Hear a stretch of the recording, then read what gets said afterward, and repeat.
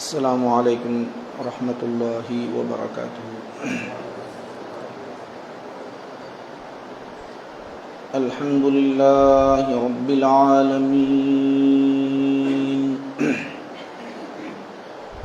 والعاقبۃ للمتقین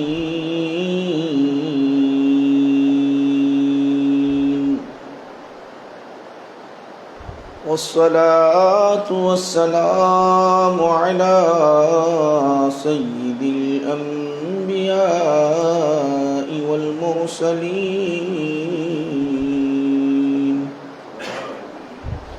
وعلى آلہ الطیبین واصحابہ الاکرمین واولیائہ الکاملین وأتباعه الأجمعين، أما بعد فأعوذ بالله من الشيطان الرجيم، بسم الله الرحمن الرحيم، فقد لبثت فيكم عمرا من قبله صدق الله مولانا العظيم، وقال تعالى في شان حبيبه إن الله وملائكته يصلون على النبي يا أيها الذين آمنوا صلوا عليه وسلموا تسليما، اللهم صل على سيدنا محمد وعلى آله وصحبه أفضل صلواتك وعدد معلوماتك وبارك وسلم۔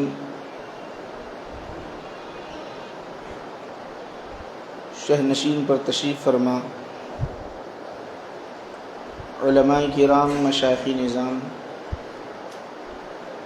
بزرگان ملت،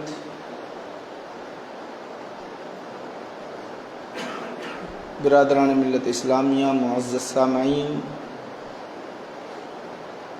حاضرین و ناظرین و جالسین،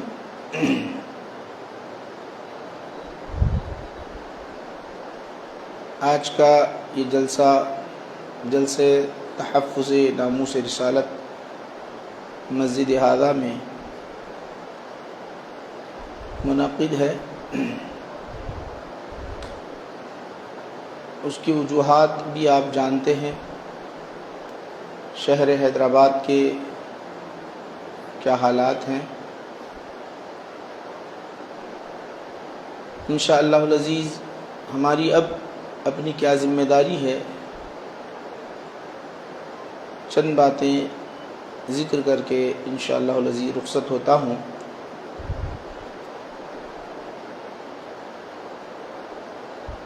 آئے دن ہندوستان میں اسلام کے خلاف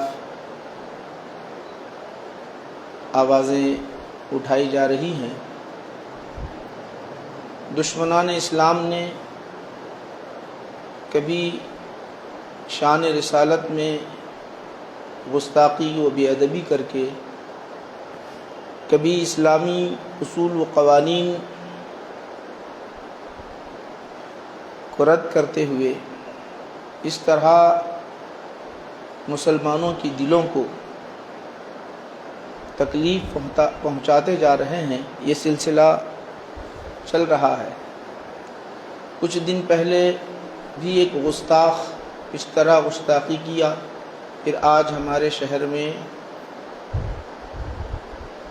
نام نہیں لینا چاہتا، اس کا نام لینا بھی ملعون کا نام لینا بھی مناسب نہیں سمجھتا، ہر کوئی اس کے اندر جانتا ہے۔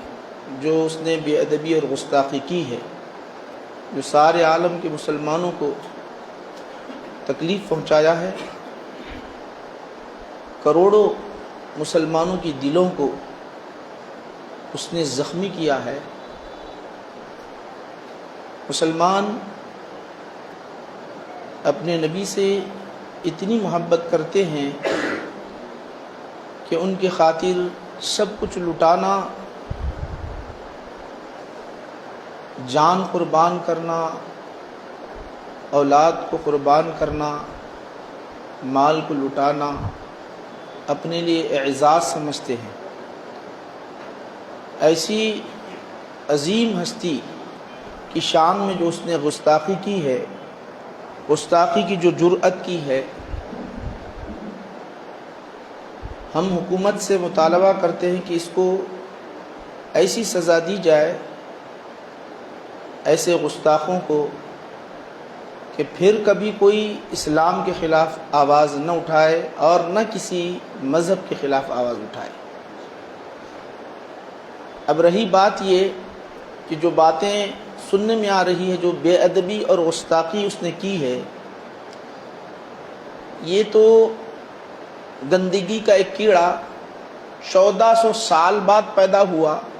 اس زمانے میں بھی، اس دور میں بھی اسلام کے مخالف مشرک کافر تھے، انہوں نے میرے نبی کی شان میں بے ادبی کی، مگر یہ بے ادبی نہیں کی، اس طرح کی بے ادبی نہیں کی۔ میرے آقا نبی کریم صلی اللہ علیہ وسلم جب مکہ کی دھرتی پر اعلان نبوت کیا، میں اللہ کا نبی ہوں، میں اللہ کا رسول ہوں، جب آپ نے اعلان کیا تو آپ نے مشرکین کے سامنے کیا پیش کیا؟ مشرکین کے سامنے کیا پیش کیا؟ کوئی معجزہ پیش کیا؟ کوئی معجزہ پیش کیا؟ آپ اگر غور کریں گے، حضرت عیسیٰ علیہ السلام اپنی امت کے سامنے معجزے پیش کر رہے ہیں، موسیٰ علیہ السلام اپنی امت کے سامنے معجزات پیش کر رہے ہیں۔ موسیٰ علیہ السلام اپنے بغل میں ہاتھ ڈال کر نکالتے ہیں تو ہاتھ روشن ہو رہا ہے، لکڑی زمین پر ڈال رہے ہیں تو عصا ڈال رہے ہیں تو اژدہا بن جا رہا ہے۔ یہ ان کا اپنا معجزہ رہا۔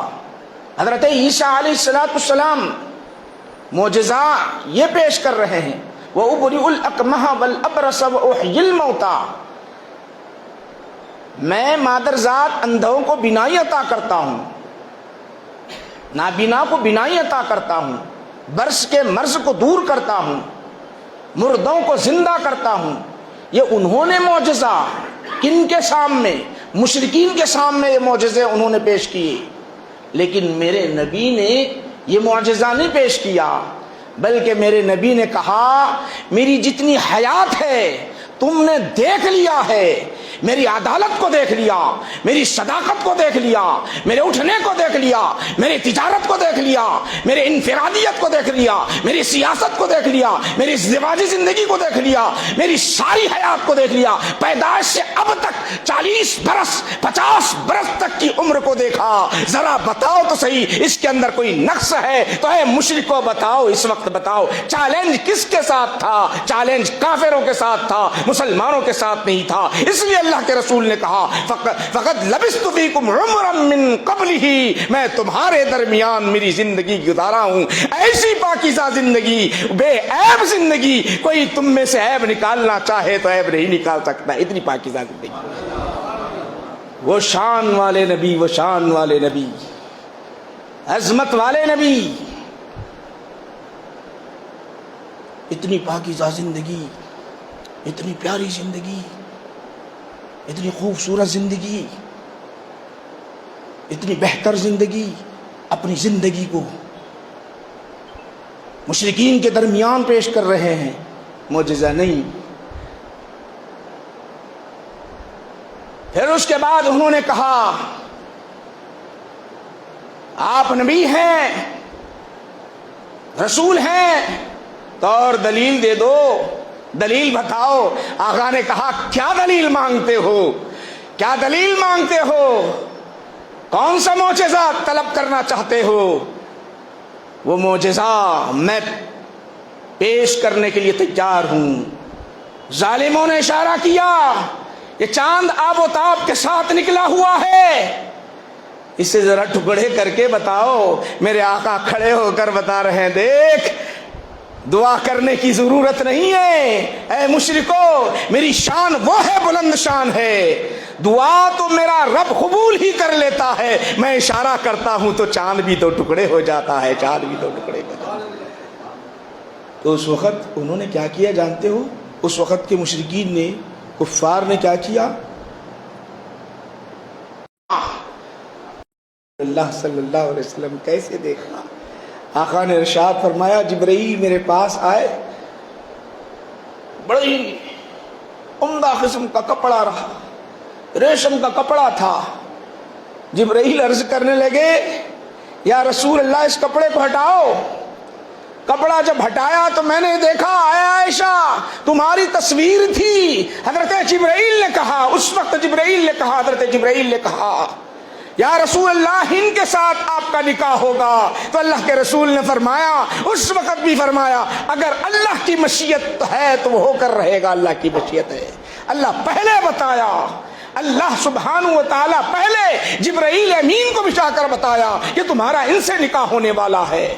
تو اس زمانے میں یاد رکھ لو، اس زمانے کے مشرک، اس زمانے کے کافر، اس وقت آپ کو شاعر بھی کہا، ساحر بھی کہا، وجہ یہ تھی کہ جب چاند کے دو ٹکڑے ہو رہے ہیں تو جادوگر کہا، حسد کے مارے غیب کی باتیں بتا رہے ہیں تو کاہن کہا، حسد کے مارے کلام الہی کو جب پڑھنے لگے تو کہا، شاعر کہا، یہ سب کچھ کہا، لیکن اس طرح کہ آج کا گندا کیڑا ناپاک گندگی میں رہنے والا، اسے کیا پتا قرآن کیا ہے، اسے کیا پتا حدیث کیا ہے، اسلام کیا ہے۔ اسلام تو یہ ہے، میرا اسلام پاکیزہ یہ اسلام ہے کہ دیکھو، وَلَا تَسُبُّوا الَّذِينَ يَدْعُونَ مِن دُونِ اللَّهِ فَيَسُبُّوا اللَّهَ۔ میرا اسلام کہتا ہے کہ دوسرے کے مذہب کو گالیاں نہ دینا، دوسرے کے مذہب کو برا بلا نہ کہنا۔ ہماری زبان رکی ہوئی ہے دوسرے کے مذہب کو بولنے سے میرا رب کہتا ہے کہ دوسروں کے خداؤں کو نہ بولنا، انہیں گالی نہ دینا۔ اگر گالی دو گے تو حقیقی خدا کو ظالم گالیاں دیتے رہیں گے، بدبخت برا بھلا کہتے رہیں گے، رب کو تکلیف ہوگی۔ یہ میرا اسلام کہتا ہے، میرا اسلام کہتا ہے۔ کوئی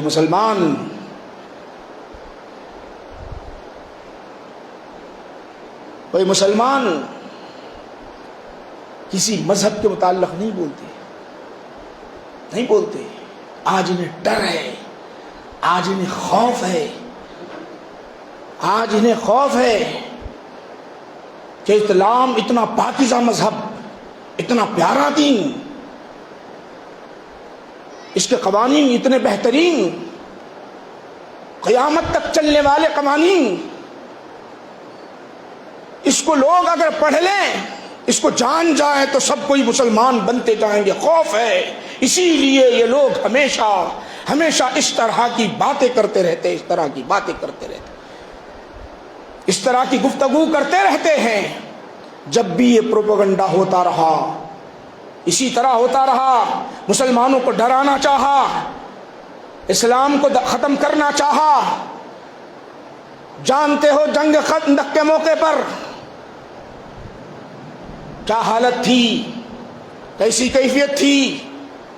ساری دنیا کے تقریباً جتنے مکہ کے اندر رہنے والے، اطراف و اکناف میں رہنے والے اسلام کے دشمن سارے کے سارے آئے اسلام کو مٹانے کے لیے، مسلمانوں کی ہمتوں کو پست کرنے کے لیے، مسلمانوں کو ختم کرنے کی غرض سے سب مل کر آئے۔ مختصر سی جماعت، تھوڑی سی جماعت، مختصر صحابہ، تھوڑے سے صحابہ، یہ پورے فوج کے ساتھ، ہتھیار کے ساتھ، لشکر کے ساتھ اسلام کو ختم کرنے کی غرض سے آئے، مسلمانوں کو ختم کرنے کی غرض سے آئے، ڈرانے کی غرض سے آئے۔ آنے کے بعد کیا ہوا؟ فَخْشَوْهُمْ فَزَادُهُمْ ایمانا، وہ ڈرانا چاہتے تھے، مگر قربان جائے مسلمانوں پر، صحابہ کی عظمت پر، ان کی رفعت پر سب مل کر طاقت کے ساتھ، پاور کے ساتھ، ہتھیار کے ساتھ، تلواروں کے ساتھ سب کچھ لے کر آئے اسلام کو مٹانے کے لیے، تو ہوا کیا؟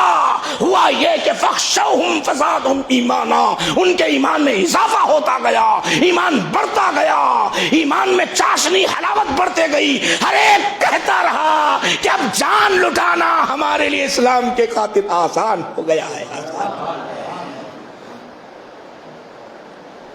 یاد رکھو اے بدبختو، اے گستاخو، اے بے ادبو، یاد رکھو تم اس کو میٹنا چاہو تو نہیں میٹ سکتے، نہیں میٹ سکتے۔ یہ اور پھیلتا جائے گا اور پھیلتا جائے گا۔ مسلمانوں یاد رکھو، یہاں آپ کو بتلانا چاہتا ہوں اب ہمیں کرنا کیا ہے۔ سب سے بنیادی بات، یہاں جتنے بیٹھے ہوئے ہیں، بخاری شریف میں حدیث میں آتا ہے کہ رسول پاک علیہ الصلوۃ والسلام نے ارشاد فرمایا، جب تم برائی کو دیکھو، عام چھوٹی موٹی برائی کو دیکھ لو، ہاتھ سے روک سکتے ہو، بیدی، ہاتھ سے روک سکتے ہو تو روک لو، اگر ہاتھ سے نہیں روک سکتے فبلسانی، زبان سے روکو، زبان سے نہیں روک سکتے فبقلبہ، دل سے اسے برا جان لو، وہ اضعف الایمان، یہ کمزور ایمان کی نشانی ہے۔ ذرا غور کرو، شان رسالت میں گستاخی، بے ادبی کرنا سب سے بڑا جرم ہے اسلام، سب سے بڑا جرم، سب سے بڑا جرم ہے۔ تو وہاں ہاتھ سے روک سکتے ہو تو روک لو، یہ اسلامی سلطنت کی بات۔ کہیں زبانی روک سکتے، جمہوریت میں اپنے قوانین کے ذریعے، اپنے دستور کے ذریعے، اصول کے ذریعے اتنے قانون نافذ کر دو اس کے خلاف، ہر جگہ ہر مسلمان عدالتیں جائیں، بہتر سے بہتر وکیل کا انتخاب کر لے، روپیہ پیسہ خرچ کر لے، وقت صرف کر لے، ایک ایک قدم اے مومن تیرا اٹھتا رہے گا دین کی حفاظت کے لیے، اور ایک ایک عمل تیرا ہوتا رہے گا، اللہ کی مدد تیرے ساتھ ہوگی، نیکیاں تیرے اعمال میں ہوں گے، رب کی بارگاہ میں تیرا مقام بلند ہوگا، اور اللہ کے رسول تجھ سے محبت کرتے رہیں گے۔ اب جہاں ہاتھ سے روکنا ہے روک لو، جمہوریت ہے، جمہوریت کے اندر قانون ہے، دستور ہے، دستور ہے، اپنے قانون کے تحت، یہاں کے قانون کے تحت مجرم کو سزا دلائی جائے، تو ایسا مطالبہ کرو، ایسا مطالبہ کرو کہ اس کے لیے قانون ایسا بن جائے، ایسے گستاخوں کے لیے ایسا قانون بن جائے کہ وہ جو ہے ہمیشہ کے لیے قید میں رہے، یا اس کا سر قلم کر دیا جائے، ایسے قانون کے تحت لڑتے رہو۔ اب یہاں پر ایک سوال یہ اور مزید، اب نہیں بول سکتے، نہیں عام لوگوں کے لیے کہا گیا کہ دل سے برا جانو۔ اب اگر کوئی یہ دل سے برا بھی نہیں جانتا، سن لو، دل سے اگر کوئی برا نہیں جانتا تو یاد رکھ لو، بعض اوقات ہمارے درمیان بعض کہتے ہی ہیں، جان دو نا بھائی، ہم کو کیا کرنا ہے، جو احتجاج کرنے والے کریں گے، ہم کو کیا کرنا ہے، یہ بولتے ہی ایمان چلا گیا۔ یہ جملہ اگر کوئی کہتا ہے تو ایمان چلا گیا، ایمان رہا ہی نہیں۔ کیوں؟ تیرا بھی حق ہے کہ اسے برا جانے، غلط جانے،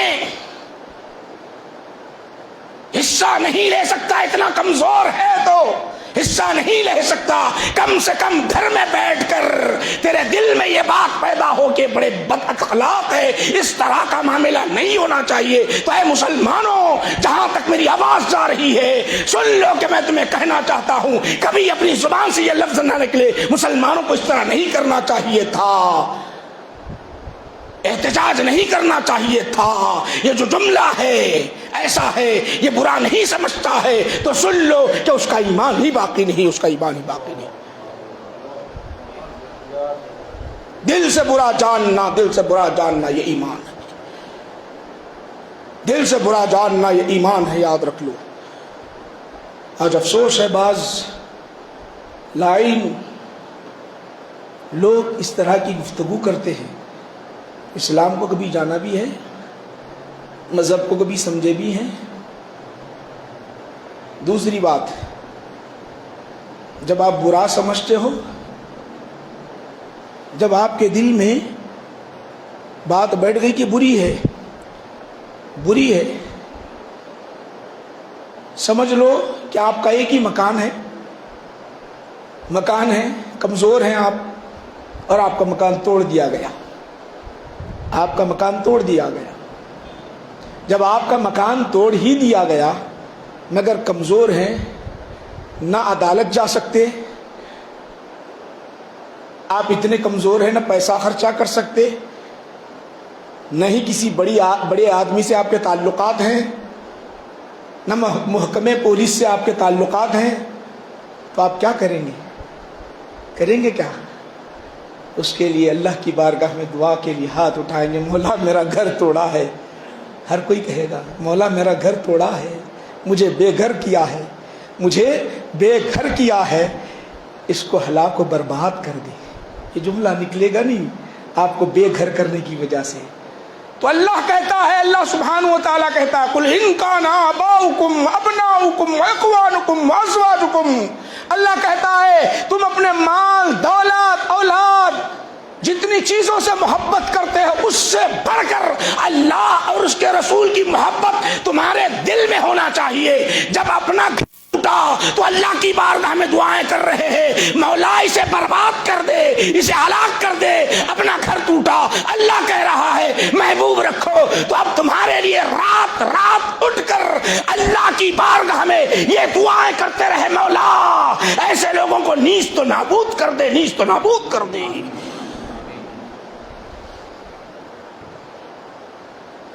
کیونکہ یہ بھی طریقہ ہے، میرے آقا مکہ میں خانہ کعبہ کے پاس نماز ادا کر رہے تھے، کیونکہ ابھی علماء کے خطابات ہیں ان کے، تو آئیے آقا مکہ میں خانہ کعبہ میں نماز ادا کر رہے ہیں، خانہ کعبہ میں نماز ادا کر رہے ہیں۔ میں آپ کو اہم اہم باتیں بتا رہا ہوں، سن لیجئے۔ مکہ شہر کیا تھا اس وقت؟ کافروں کے ہاتھ میں تھا، خانہ کعبہ میں نماز پڑھنا مشکل تھا، کنٹرول ان کے ہاتھ میں تھا، کنٹرول ان کے ہاتھ میں تھا، سلطنت ان کے ہاتھ میں، حکومت ان کے ہاتھ میں، سب کچھ ان کے ہاتھ میں۔ آقا خانہ کعبہ کے پاس آ کر نماز ادا کر رہے ہیں، نماز پڑھنا شروع کر دی تو ابو جہل، عتبہ، شیبہ انہوں نے دیکھا کہ یہ وقت بڑا اچھا ہے، ذرا ستا دیا جائے۔ میرے آقا کو ستانے کے لیے آئے، تکلیف دینے کے لیے آئے، ظالموں نے تکلیف دینے کے لیے آئے۔ آقا سجدے کی حالت میں ہے، آقا سجدے کی حالت میں ہے۔ اس دن ایک اونٹ مکہ کی دھرتی پر کٹا ہوا تھا، ظالموں نے کہا کہ وہ اونٹ کی اوجھ، اونٹ کا چمڑا لے آیا جائے۔ حضور سجدے میں ہیں، سجدے کی حالت میں ڈال دیا گیا، آقا کے جسم اتھر پر ڈال دیا گیا، اتنا وزنی تھا، اٹھنا مشکل تھا۔ حضرت فاطمہ الزہرا رضی اللہ تعالیٰ عنہ دوڑی دوڑی آئی، انہیں جب اطلاع ملی تو آئی، آ کر اللہ کی بارگاہ میں ہاتھ اٹھا کر دعائے ہلاکت بد دعا دیتے رہی اور نکال دی چمڑی، نکال دی، ہٹا دی۔ سن لو اے مسلمانوں، آپ نے اس وقت کیا کیا؟ کہ جا کر بولے تم نے ایسا کیوں کیا، تم نے ایسا کیوں کیا؟ یا کوئی تدارک کیا، لوگوں کو بلایا کہ اس نے غلط کیا؟ نہیں، اب تعلق تو اللہ سے تھا، تعلق جڑا ہوا تھا، بولنا تھا تو اللہ کو بولنا تھا۔ دیگر خادم ہیں، اللہ نے تو اجازت ہی نہیں دی، اللہ نے اجازت ہی نہیں دی، ابھی جہاد کی ادینہ، ابھی دفاع کی اجازت ہی نہیں دی، تو اللہ کی بارگاہ میں دعا کرتے مولا اے اللہ اس نے میری شان میں گستاخی کی ہے، ابھی تک مذہب کے بارے میں بولتے رہے، دین کے بارے میں بولتے رہے، ان کی حدیں پار ہو گئی، گستاخی بڑھ گئی، اے مولا بے ادبی بڑھ گئی، بے ادبی یہاں تک ہو گئی ہے اللہ، اب میں تیری بارگاہ میں دعا کرتا ہوں جو بے ادبی کیا ہے، ابو جہل نے بے ادبی کیا ہے، عتبہ نے بے ادبی کیا ہے، شیبہ نے بے ادبی کیا ہے، مولا اسے ہلاک کر دینا۔ یہ دعا نکلی، اللہ کی بارگاہ میں مقبول ہوئی، چند سال نہیں گزرے، جنگ بدر میں بے دردی کے ساتھ مارے گئے، بدر کے کنویں میں ڈال دیے گئے، بدر کے کنویں میں ڈال دیے گئے۔ نعرہ تکبیر، نعرہ تکبیر، نعرہ رسالت، نعرہ رسالت، ہم سے تحفظ ناموس رسالت۔ ایک پہلی بات آپ کو بتا دیا ہوں، پہلی بات برے عمل کو برا جاننا، دوسرا اپنا گھر گھر توڑا جائے، آپ مظلوم ہو تو کیا کریں گے؟ دعا کریں گے، اس طرح آپ دعا کرنا، نام لے لے کر دعا کرنا، لے لے کر دعا کرنا، یاد رکھو یہ بھی ایک طریقہ ہے۔ اور وہ دوسری تیسری جہت نہیں جا رہا ہوں میں اب، اور مزید آگے تیسری بات بتا کر ختم کرتا ہوں بات کو اپنی۔ یاد رکھو کہ ہمیں جہاں قرآن نے حکم دیا ہے، یہ حکم دیا کہ سب کائنات میں سب سے بڑھ کر نبی اور اللہ اسلام سے محبت کرو، جو حکم دیا ہے، ماں باپ سے بڑھ کر، اولاد سے بڑھ کر، گھر سے بڑھ کر، کاروبار سے بڑھ کر، جن جن چیزوں سے تمہیں محبت ہوتی ہے ان سے بڑھ کر اللہ اور اس کے رسول اور دین سے محبت کرو، یہ ہمیں حکم دیا ہے۔ جب حکم بھی دیا ہے تو صحابہ نے کیا کیا جانتے ہو؟ صحابہ نے وہ منظر سب کے لیے، کائنات میں سب کے لیے پیش کر کے بتایا۔ ویسی نظیر کہیں کسی مذہب میں پائی جاتی نہیں، آپ کو چیلنج کے ساتھ بتا رہا ہوں۔ ہم اپنی جان سے بڑھ کر، اپنی اولاد سے بڑھ کر، اپنے مال و دولت سے بڑھ کر اللہ اور اس کے رسول سے محبت کرتے ہیں۔ اے غستاخ اور بے ادبو سن لو، ہمیں گالی دے برداشت کر لیں گے، ہمارا مال لوٹ لیا جائے برداشت کر لیں گے، ہمیں بے گھر کر دیا جائے برداشت کریں گے، ہمیں زخمی کر دیا جائے برداشت کریں گے، ہمیں برا بھلا کہا جائے برداشت کریں گے، مگر نبی کی شان میں کوئی گستاخی کرتا ہے تو ہم برداشت نہیں کریں گے۔ یہ ہمارا ایمان ہے، یہ اصل ایمان ہے، ایمان کا تقاضا یہی ہے۔ آپ جانتے ہو، دو تین باتیں آپ کو بتانا چاہتا ہوں۔ صحابہ نے کیا کیا؟ جان سے محبت، جان سے زیادہ محبت، مال سے زیادہ محبت کا جو طریقہ بتایا، ساری کائنات کو بتایا، وہ اس کی نظیر نہیں ملتی، آپ کو کہیں نظیر نہیں ملتی۔ جب جنگ احد میں میرے آقا نبی کریم صلی اللہ علیہ وسلم کو ظالموں نے زخمی کیا، دندان مبارک شہید ہوئے، ایک گڑھے میں آپ اتر گئے، ظالم سمجھ لیے کہ محمد عربی صلی اللہ علیہ وسلم شہید ہو گئے، ابو بکر شہید ہو گئے، عمر فاروق شہید ہو گئے، علی مرتضیٰ شہید ہو گئے۔ ظالموں نے سمجھ گیا اور اعلان بھی کر دیا، مگر سنو، جہاں 70 صحابہ شہید ہوئے ہیں 70 صحابہ شہید ہوئے. سن لو اے بدبختو، ہم اپنی جان اپنے نبی کے لیے قربان کرنے کے لیے کس طرح تیار ہوتے ہیں، اپنی جانیں لٹانے کے لیے تیار ہو جاتے ہیں. صحابہ نے وہ منظر پیش کیا جب مشرکین میرے نبی کو مرکز بنا دیا، ہر آنے والا تیر میرے نبی کی طرف چلتا رہا، تو صحابہ نے اپنے ڈھالوں سے نہیں روکا، وہ آنے والے تیر کو ڈھالوں سے نہیں روکا یا اور کسی چیز سے نہیں روکا.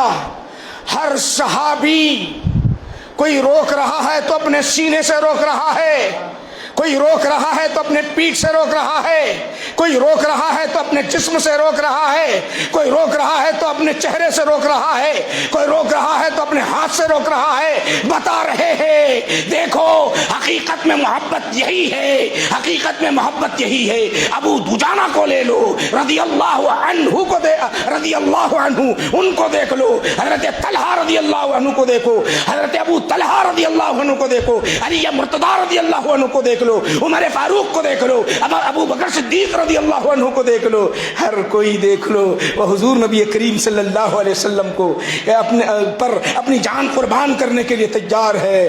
ہر کوئی جان قربان کرنے کے لیے تیار ہے. ابو دجانہ ہے، ابو عبیدہ بن جراح رضی اللہ عنہ ہے، ابو دجانہ رضی اللہ عنہ، ابو عبیدہ بن جراح رضی اللہ عنہ. ان کی کیفیت دیکھو، وہ کیسے کھڑے ہوئے ہیں. آقا نبی کریم صلی اللہ علیہ وسلم کو جب ظالموں نے گھیر لیا تو آپ آ کر کھڑے ہو گئے، مگر کھڑے ہوئے تو کیسے کھڑے ہوئے ہیں؟ اپنے پشت کو، جتنے مشرک اپنے تیر چلا رہے ہیں، جس سمت سے تیر چلا رہے ہیں اس سمت اپنی پیٹھ کر دی، آقا کو سامنے لے لیا، اپنی پیٹھ پر جتنے تیریں تھی وہ تیروں کو لیتے گئے، ہر تیر کو لیتے گئے. اب ذرا غور کرو، اپنی پیٹھ پر تیرے لیتے گئے، چہرہ آقا کی طرف کیا، چہرہ آقا کی طرف کیا، آقا کے چہرے کو دیکھتے گئے. وہ جانتے تھے کہ آج شہادت کا جام مجھے ملنا ہے.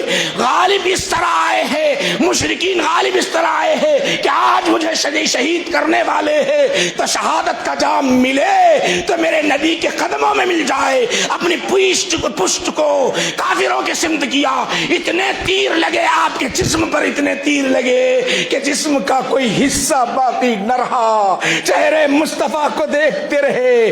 دل نے کہا جانا تو چاہتا ہوں، اس دنیا سے جانا چاہتا ہوں، اے نبی آپ کے چہرے کو دیکھ کر جانا چاہتا ہوں، آپ کی طرف پیٹ نہیں کرنا چاہتا.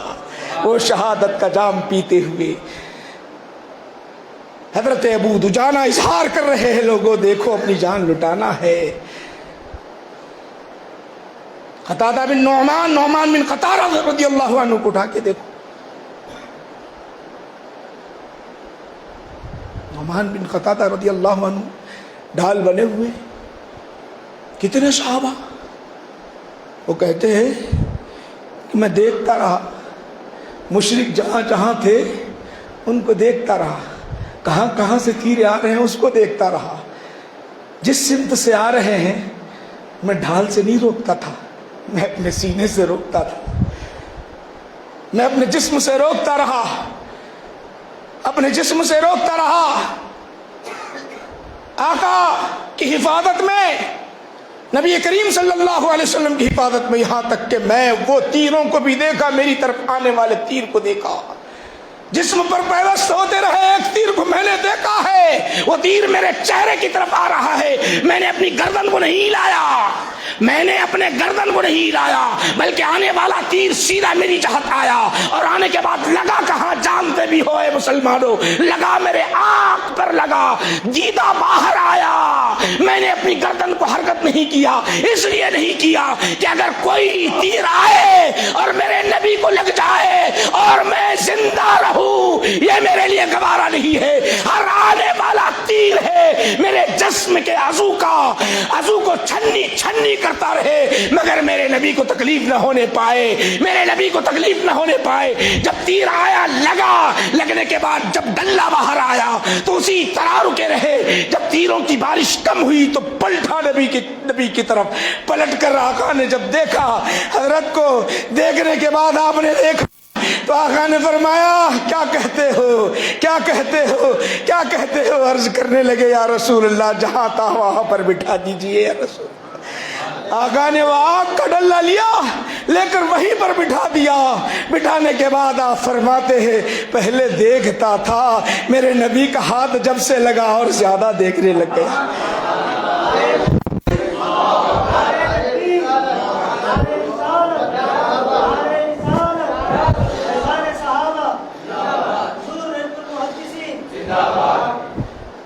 تو بزرگان ملت جو مسلمان ہیں، ہم اپنے نبی کے لیے جانیں قربان کرنے کے لیے تیار ہیں۔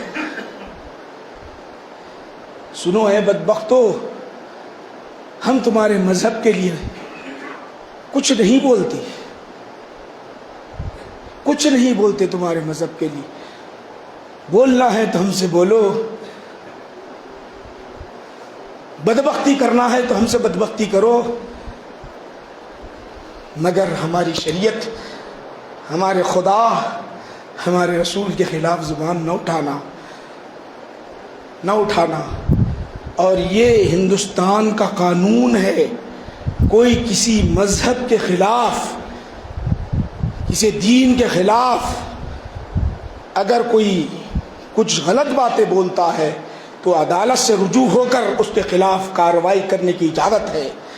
مسلمانوں سے میں گزارش کرتا ہوں کہ اس کے خلاف، ایسے گستاخوں کے خلاف ایک ایسا قانون بنانے کی کوشش کرے کہ پھر کوئی اس طرح کی جرات نہ کر پائے۔ یہ چند باتیں ہمارے مولانا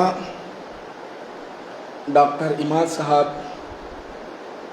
کے اصرار پر حاضر ہوا ہوں اور چند باتیں آپ حضرات کے سامنے پیش کیا، چونکہ حالات آپ جانتے ہیں حیدرآباد کے، اور مزید گفتگو کرنا مناسب نہیں سمجھتا ہوں، اور دیگر علماء کی بھی خطابات ہیں، ان کو آپ سماعت کرنا ہے۔ حضرت مولانا عرفان اللہ شاہ نوری صاحب قبلہ مدظ اللہ العالی تشریف فرما ہے، ماشاءاللہ وہ بھی ایک عظیم خطیب ہیں، ان کے بھی خطاب کو آپ کو سننا ہے۔ یہ چند باتیں یاد رکھ لیجئے اچھی طرح، میں نے جو بتایا ہے اس کو اچھی طرح محفوظ کر لیجئے، اور بہت ساری چیزیں ہیں، بہت ساری چیزیں ہیں، اب وقت نہیں ہے۔ اہم بات اپنی شریعت کے پابند بن جائیں، شریعت کے پابند اگر بن جائیں، اپنی مساجد کو آباد کر لیں، اپنے مساجد کو آباد کر لیں، اور اتحاد و اتفاق کے ساتھ رہیں، محبت کے ساتھ، پیار و الفت کے ساتھ۔ غریب جو ہمارے بستیوں میں ہیں ان کے احوال کو سدھارتے رہیں، جو ادنا ہیں ان کو اعلیٰ بنانے کی کوشش کرتے رہیں۔ یہ سب سے اہم بات آج ہے۔ ماشاءاللہ یہ ہندوستان کی زمین آپ کو بتانا چاہتا ہوں، بڑی زرخیز زمین ہے، ہل چلانے کی ضرورت ہے، پانی ڈالنے کی ضرورت ہے، بیج ڈالنے کی ضرورت ہے، بڑی زرخیز زمین ہے، نہ تلوار سے فتح ہونے والی ہے، نہ ہتھیاروں سے فتح ہونے والی ہے، اپنے اخلاق و کردار سے فتح ہونے والی ہے۔ وہ ہمارے لیے نظیر ہے خواجہ اجمیری رحمۃ اللہ علیہ کے اصول، یاد رکھ لو، خواجہ اجمیری رحمۃ اللہ علیہ کے اصول۔ نہ وہ آنے کے سمے کوئی فوج لے کر آئے تھے، نہ ہتھیارے لے کر آئے تھے، نہ تلواریں لے کر آئے تھے، اسوہ حسنہ لائے تھے، ہندوستان کو انہوں نے فتح کیا۔ یہ بدبخت، یہ گستاخ، اس کی کیا حال ہے، میں اس کا نام بھی اپنی زبان پر لینا مناسب نہیں سمجھتا ہوں، یہ اتنا بدبخت ہے۔ تو اس لیے آپ جانتے ہیں میرے بھائیوں، یہ چند باتیں آپ حضرات کے سامنے ذکر کیا ہوں۔ اللہ کی بارگاہ میں دعا کرتا ہوں کہ پروردگار عالم اسلام کو غلبہ عطا فرما، اے اللہ مسلمانوں کو عزت دے دے مولا، ہماری اس محفل و مجلس کو قبول فرما لے۔ جو گستاخیاں اور بے ادبیاں کر رہے ہیں مولا، اسی دنیا میں ان کو ایسا بدلہ عطا کرنا کہ مولا ساری کائنات اسے دیکھتے رہے۔ گستاخ رسول کے لیے تو کیا سزا متعین کیا ہے، ذرا بتا دے مولا۔ پروردگار عالم ہماری دعا کو قبول فرما لے۔ یہ گستاخ جو بے ادبی میرے نبی کی شان میں کیا ہے، میرے آقا کی شان میں بے ادبی کیا ہے مولا، ہے اللہ تو ایسی سزا دینا، ایسی سزا دینا کہ ہر کوئی دیکھ کر عبرت حاصل کرے مولا۔ تو دعا کا قبول کرنے والا، آمین کو سننے والا، تو کہتا ہے ہر بات میری بارگاہ میں پیش کرو، تو کہتا ہے میری بارگاہ میں دعائیں مانگو، میں دعا قبول کرتا ہوں۔ اب سب مل کر آمین بھی کہتے ہیں، دعا بھی کرتے ہیں، جلد اس کو سزا بتا دے مولا، جلد بتا دے مولا۔ مولا کریم ہم میں اتحاد و اتفاق پیدا فرما دے، ہمیں دین پر استقامت دے دے، ہمیں ایک دوسرے کے ساتھ پیار و الفت کے ساتھ پیش آنے والے بنا دے، ہمارے مساجد کو آباد کرنے والے بنا دے، ہمیں نماز 5 وقت باجماعت پڑھنے کی توفیق عطا فرما، تیرے لیے، تیرے نبی کے لیے، اسلام کے لیے مر مٹنے والے بناتے مولا، ہماری زبانوں میں اثر پیدا فرما۔ صلی اللہ تعالیٰ علی خیر خلقی سیدنا محمد و آلہ و اصحابہ اجمعین والحمد للہ رب العالمین وما علینا الا البلاغ۔ ابھی